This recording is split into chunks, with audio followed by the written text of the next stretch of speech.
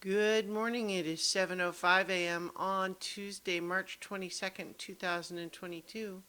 I'm Christiana Ellis and I just got up. This is 5 more minutes. Uh, so, let's see.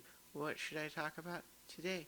Well, gosh, the way I said it made it sound vaguely sarcastic, like, well, obviously I know what I'm going to talk about. Let's pretend that I don't. But I do. It's really more sincere than that. I was like, what should I talk about? Um, I'm a little sleepy because I I got up earlier than my bedtime would have. I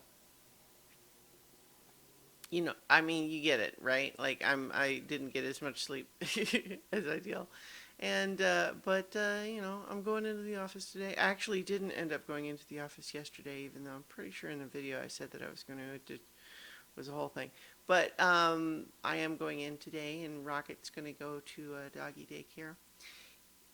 Poor little boy is complaining right now because I realized he was getting a little bit chunky.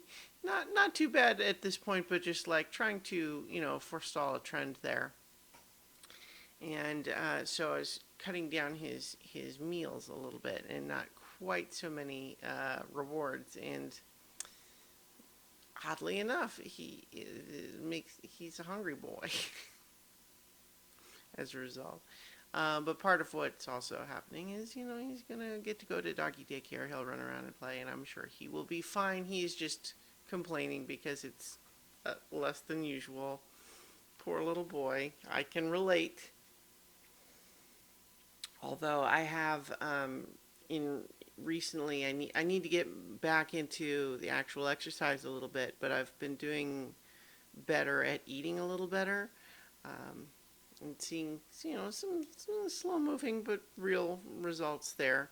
Not that I've never been in that spot before, but it's better than the trend going the other way,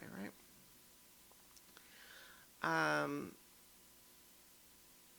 Gosh, sorry, I'm just still very distracted. I need some caffeine, uh, which I will get to work on very shortly.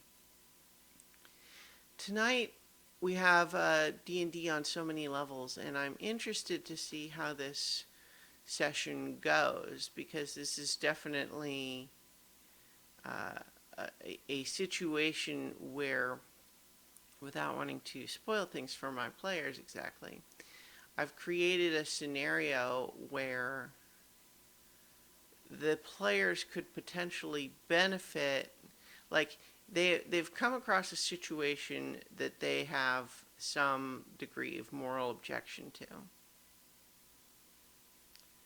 but it is certainly not going to be a requirement that they stay there. And there's going to be, as presented, a substantial benefit to them if they just leave well enough alone rather than try to change the situation. Um, so it'll be a question of whether they, there's going to be like real consequences if they decide that they want to try to enforce their feelings about how this certain situation ought to go. And if they choose to do that, then uh, I'm sorry, I feel very spacey this morning. So the point just being that if they choose to say no, this situation cannot stand, it must be changed, they're going to have to give up some potential benefit for that, and there are going to be ramifications for it. But the alternative is to potentially say, well, I don't like this, but I'm going to leave it in place because I get something out of it.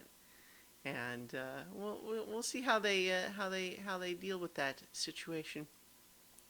But I've also been finding it interesting to craft this perfect little scenario where the basic idea here, and this is it's a minor spoiler for the last session, is just that it's essentially an eternal party where for the people who are there, just, it's a party forever of any kind of party you could ever want it to be.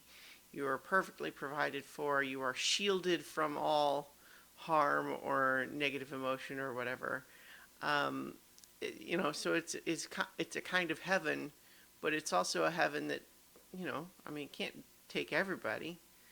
Um, and it does just kind of take those people, out of the rest of the world, and that's it. So some people might miss them. A lot of people are left out. Um, but it just becomes a question of, does that mean that you should kick the people in this heaven out of it? It's not like it's their fault. Anyway, it's a question. We'll see how the players handle it. In the meantime, I've got to caffeinate myself and get dressed, and I will talk to you all tomorrow for 5 more minutes.